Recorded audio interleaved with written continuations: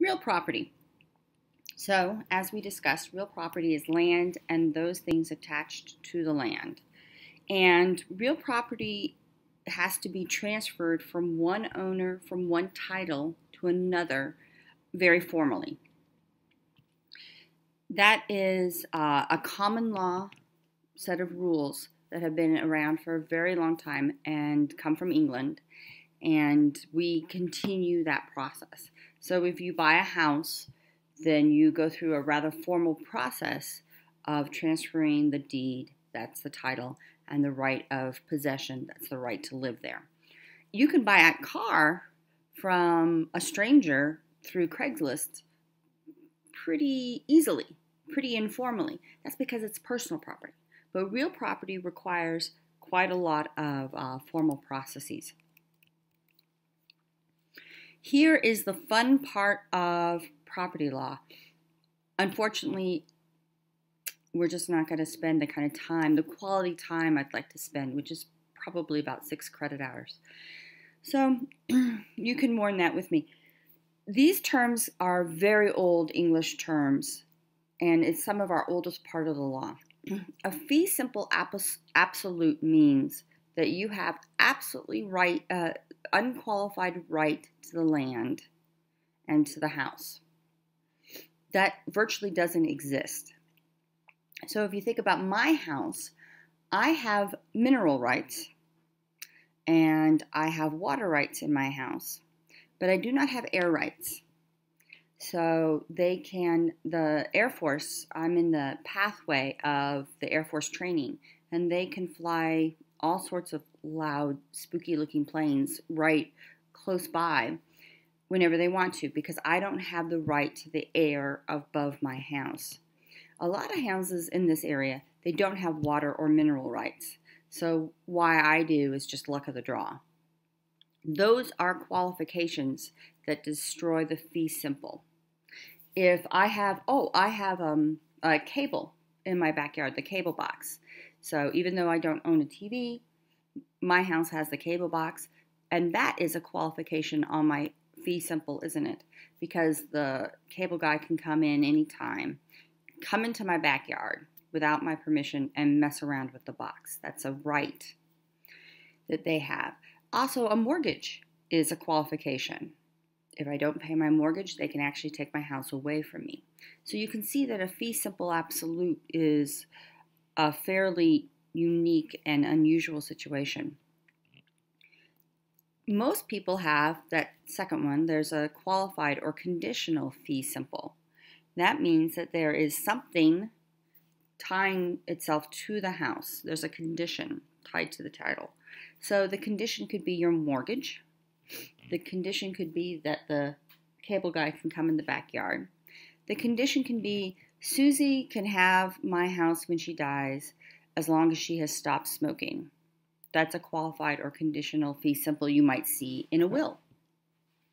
Or Susie can have the house as soon as she turns 25. So those conditions will go away, right? As I hope will mortgages. But the cable guy, that's going to stay forever. All right, I'm going to start life estate again because my dog's had a barking fit, and I think you might hear a little bit of it, and then I cut out the enormous barking fit. I think a rabbit walked by the front yard, so it was very exciting. I'm sorry you weren't here to experience that, but we're going to try life estate again. So a life estate is a form of possession where the person has the right to live and be in that land and in that house, but usually doesn't have title, doesn't have that other piece of property ownership. And you see this a lot, for example, in a second marriage. So there's a very wealthy man. He's married for the second time, and he gives his second wife the right to live in the house until she dies, and then the house will be gifted to his grandchildren. That's a fairly common thing you see in a will. So what that does is that protects his second wife's ability to continue to live after his death in the manner to which she is accustomed, to continue to live in the house that is their marital home. But it protects the ownership of that house, the property interest of that house, and keeps that in his direct lineage so that she can't take it and then give it to her next boyfriend after he dies, or husband, or wife. And that's how a life estate is seen mostly in this country. Just as a tiny aside, because this is so fun, in the peerage in England, so dukes and duchesses and all of those titles that we don't have in America, all of those people who own those grand estates, they only own them as life estate. The fee simple absolute belongs to the crown. So it's a really fun historical narrative that you only have the right to possess your house until the king's unhappy with you, and then we'll see. Anyway, that's ownership interest. All right. Tenancy by the entirety is a fiction that we have for married couples. This is one of the issues around, is it a marriage or not a marriage, and why is a marriage right important? Tenancy of the entirety says that spouses, for the legal purposes of owning real property, land or house, are one entity. They're one being. So they can own the house entirely. So spouse 1 owns 100% of the house, and spouse 2 owns 100% of the house. That means that if spouse 1 dies, or in our, Raja and Pablo are married, Pablo dies, Raja owns 100% of the house. There's no taxes, there's no inheritance, because he's always owned 100% of the house, if that makes sense. It's a fiction that exists so that spouses don't have to worry about taxes or inheritance or paperwork in the event that one dies. It can be a little tricky because Pablo can sell the house without telling Raja, because he has 100% right to the house. So in divorce situations, tenancy by the entirety is something that an attorney wants to lock down pretty quickly. Tenancy in common is if I own the house with my friend Susie. So Kayla and Susie own the house, and I own 80% of the house because I've put in money, and Susie owns 20% of the house because she bought some shares in my house. And so if the house was sold, she would get 20% and I would get 80%. And neither of us can sell the house without the permission of the other. Joint tenancy is exactly what it says here. And this is a weird one. Courts will only find joint tenancy if there is a clear document that has been properly signed. Remember, real property requires very formal deeds that has a joint tenancy clause. So where you would see a joint tenancy is, I have a daughter, Tisri, so I want her to get the house when I die. And so I create a joint tenancy. And then when I die, just like in tenancy of the entirety, she becomes the owner of the house and she doesn't have any inheritance or any of those issues. She has complete right of survivorship. The problem with joint tenancy is it locks me out of being able to sell my house. So now, unlike a tenancy in the entirety where we both are 100% owners, in a joint tenancy, now I only have essentially a life estate, and I cannot sell that house because she owns that right to survivorship. So it turns my ownership interest into a form of life estate. It's a form of it because I also have title, but it does lock me out of certain aspects of it. All right. Encumbrances is any kind of burden on a title. So a mortgage is an encumbrance. The ability to walk onto my land and look at the cable meter or the cable wire box, that's an encumbrance. The most common encumbrance is an easement. So an easement is the technical term for what the cable guy has.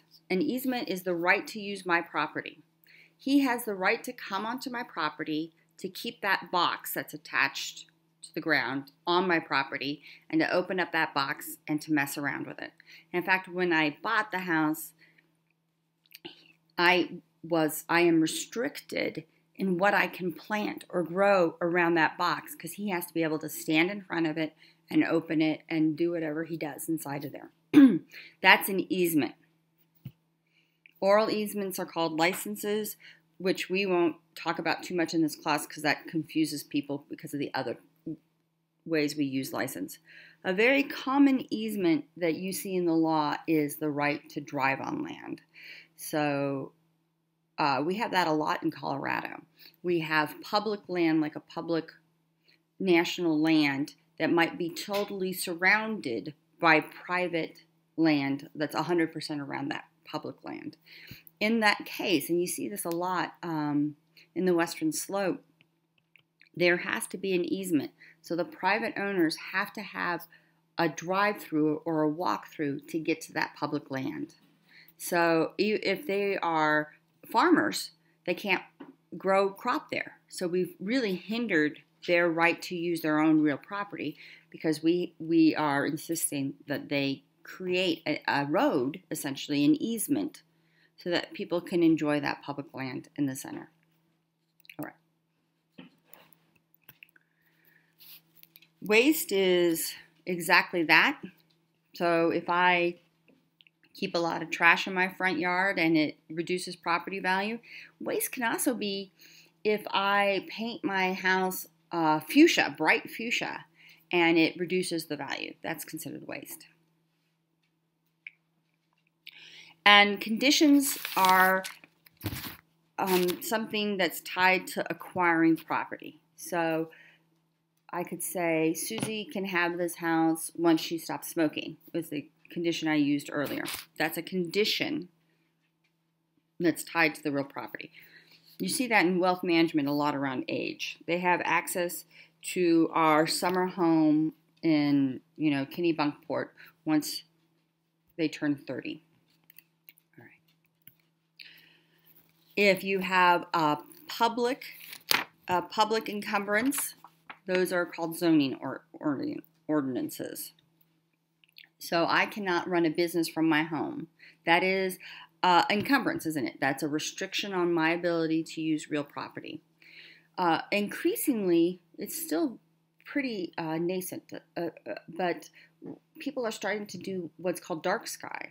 So they're starting to see light as a form of trespass or a form of infringement on private property. So you can see we have one in Boulder in our town, zoning ordinance that says you can't use those giant 1,000 watt floodlights because it ruins the night sky and it makes it impossible for our neighbors to sleep because that bright light shines for an outside floodlight. That is a zoning ordinance. That is an encumbrance on my house. It limits what I can do in my own home and restricts my private property rights by a government rule. All right. Eminent domain. We talk about this already in class because it is one of those foundationals, but here it's also property law. And it's the government right to take your property for a public use. And there's the test for it. FMV means fair market value. And if your property is taken, then the government has to assess your property and then pay you its FMV. Now, its fair market value is what it would sell for right now in the marketplace.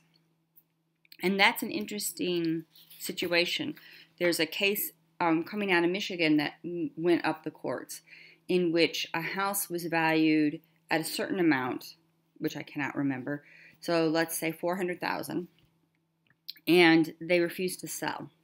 So all of their neighbors sold. They wanted to use eminent domain to create a public zoning area. It was going to have a school and a health center and a park.